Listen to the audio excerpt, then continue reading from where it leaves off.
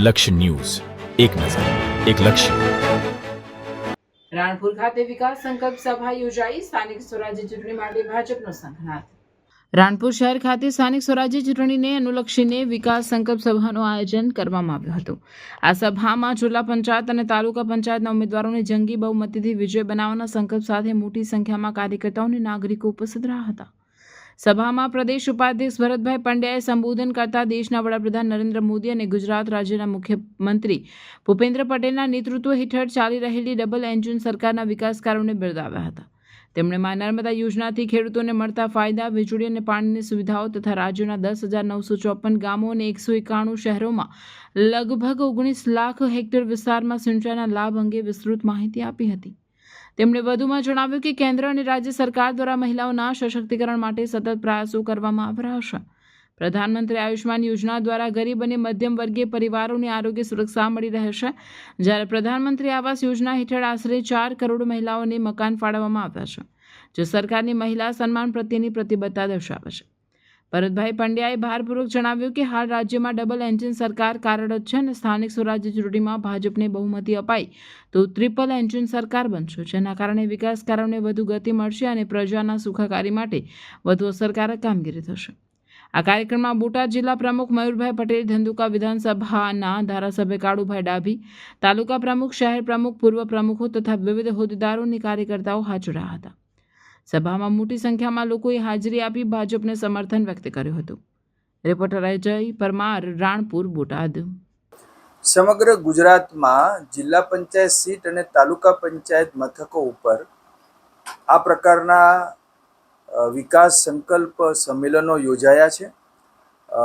હું અને ધારાસભ્ય કાળુભાઈ ડાભી એમને રાણપુર અને બરવાળા પંથકમાં આજે આવવાનું થયું.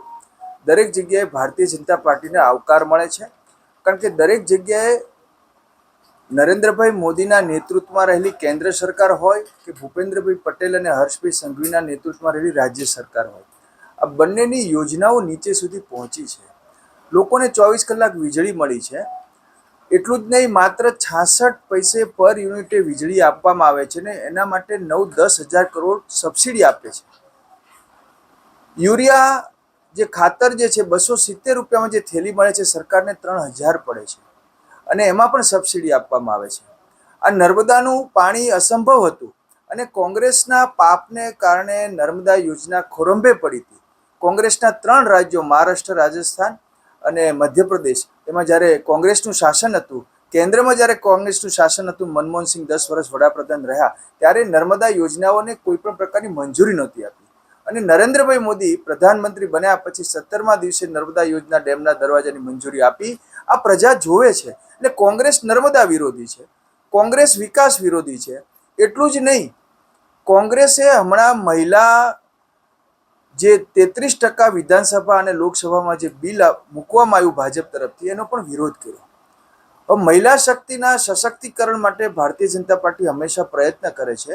સ્થાનિક સ્વરાજ્યની સંસ્થામાં પણ નરેન્દ્રભાઈ મોદીએ 50% ભાગીદારી મહિલાઓને આપવામાં આવી હતી.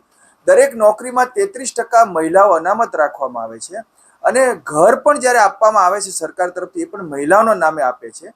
ક્યાંક 11 કરોડ શૌચાલય હોય કે 11-12 કરોડ જેટલા ગેસ હોય, આ બધું મહિલાઓના સંદર્ભમાં અનેક યોજનાઓ જ્યારે ભાજપ આપી રહ્યો છે, એ વખતે મહિલા વિરોધી એમનું વલણ એ કોંગ્રેસનું દેખાઈ આવે છે. એટલે કોંગ્રેસ મહિલા શક્તિની પણ વિરોધી છે. કોંગ્રેસ હંમેશા ગુજરાત અને ગુજરાતના નેતૃત્વને વિરોધી છે.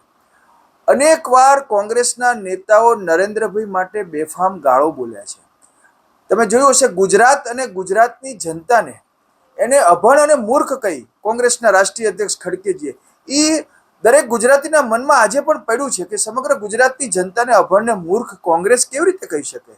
અને એટલું જ નહીં, હમણાં 2 કે 3 દિવસ પહેલા જોયું હશે તો ખડગેજી એવું બોલ્યા કે નરેન્દ્ર મોદી આતંકવાદી છે.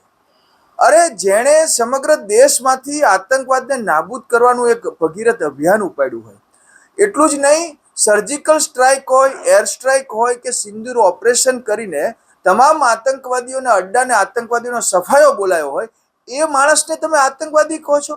એટલે કોંગ્રેસ કઈ હદે જઈ રહી છે એ બતાવી આપે છે.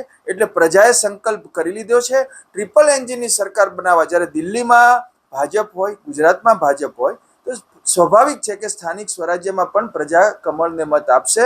અને સમગ્ર આ પંથકમાં અમે નર્મદાનું પાણી જે આપ્યું છે, 3 નહેરો આજે વહે છે, એ બોટાદ હોય, વલભીપુર હોય કે પછી લીંબડી, આ ત્રણેય નર્મદાની નહેરો વહે છે. અને એવા સંજોગોમાં અમે સ્પષ્ટ અહીંયા દેખાય છે કે પ્રજામાં ભાજપને તમામ ઉમેદવારોને ચૂંટવા માટેનો એક ઉત્સાહ છે અને કમળને લોકો જીતાડશે એવો અમને વિશ્વાસ છે. સાહેબ, રાણપુરમાં કોંગ્રેસનો ગઢ ગણાતો હોય તો આ વખતે ભાજપની બહુમતી થશે, એના વિશે શું કહેવું છે? કોઈ શંકાને સ્થાન નથી. કોંગ્રેસને લોકો ઓળખી ગયા છે. ક્યાંક જ્ઞાતિવાદ અને કોમવાદને કારણે એ ગેરમાર્ગે પ્રજાને દોરવાનો પ્રયત્ન કરતી હતી, પરંતુ હવે એ રહ્યું નથી અને પ્રજા સમજી ચૂકી છે. અમે સૌનો સાથ સૌના વિકાસમાં માનીએ છીએ. આ ખેડૂત સન્માન નિધિ દરેક ખેડૂતોને આપવામાં આવે છે. એમાં કોઈને પૂછ્યું નથી કઈ જ્ઞાતિ છે, કઈ કોમ છે, તમામ લોકોને આપવામાં આવે છે. આ 80 કરોડ અનાજ મફત આપીએ છીએ તો એમાં કોઈને જ્ઞાતિ કે કોમ પૂછીને નથી આપતા. જે ગરીબ છે બધાને આપીએ છીએ. એટલે કોંગ્રેસ માત્ર ને માત્ર જ્ઞાતિવાદ, કોમવાદ અને ઉશ્કેરીને એ લોકો મત અત્યાર સુધી મેળવવાનો પ્રયત્ન કરતા હતા, પરંતુ હવે સ્થાનિક ચૂંટણીમાં પણ કોંગ્રેસનો પહેલા પણ સફાયો બોલ્યો હતો, આ વખતે પણ સફાયો થશે એવો અમને વિશ્વાસ છે. સ્થાનિક સ્વરાજ્યની ચૂંટણી આવનારી વિધાનસભા માટે સેમીફાઇનલ સાબિત થશે. જો દરેક ચૂંટણીના અલગ સમીકરણો હોય છે. હંમેશા ભારતીય જનતા પાર્ટી પંચાયતથી પાર્લામેન્ટ સુધી જીતતી આવી છે અને આ વખતે પણ પ્રજા પંચાયતથી પાર્લામેન્ટ સુધી ભાજપને જીતાડશે.